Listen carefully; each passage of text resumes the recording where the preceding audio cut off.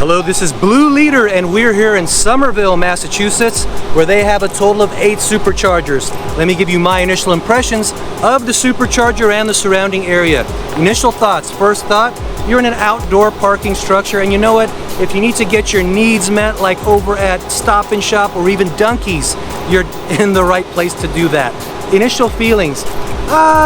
You know, this is your basic market outdoor strip mall stop. We've been here before, but it's really convenient to the local community that does have Tesla and pass by here. Initial concerns, not very concerned. Daytime, well lit. Evening time, there are LED lights, so the lights should pop off for your safety in the evening. If not, you know, stay in your car, lock the doors. Thank you so much for hanging out. Please continue to show that support by hitting the like and subscribe. And if you know anyone that wants to hang with us, make sure you share the content over with them.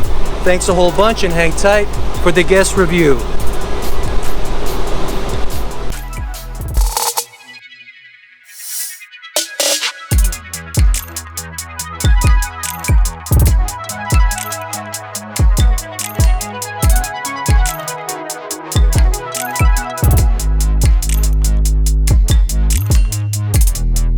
Pretty convenient. Yeah, the supercharge doesn't take that much anyways. It takes about 25-30 minutes. And it's next to Dunkin' Donuts, Stop and Shop.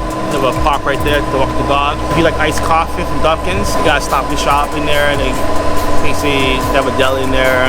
If there was no supercharger here, would you still come back to this parking lot? Probably no. How come? I actually live near the city of Boston, so that was the closest one to my direct destination. I'm wondering, do you drive your Tesla Model 3 a lot? Yeah. What's the furthest road trip you've taken your Tesla Model 3 in? Connecticut for a wedding.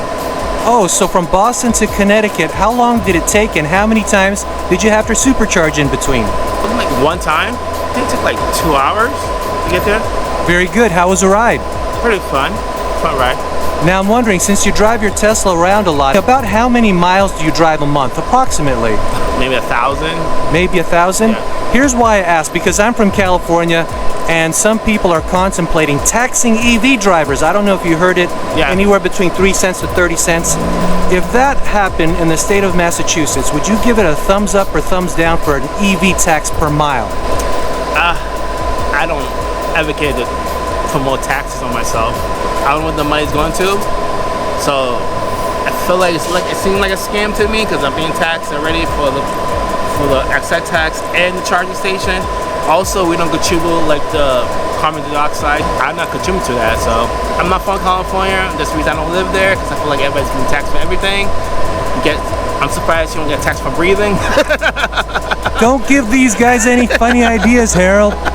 Now I'm wondering, before we take off, can you offer any final words of wisdom for the people out there, Harold?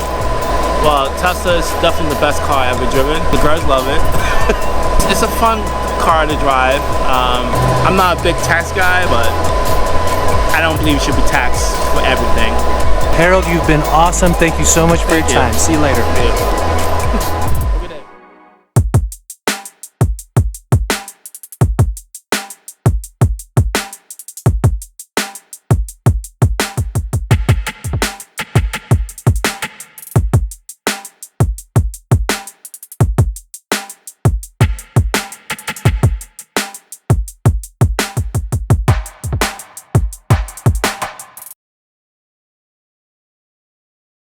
If I could just get a thumbnail shot, same position, just, you know, leaning up against us. Actually, that's a nice little shot.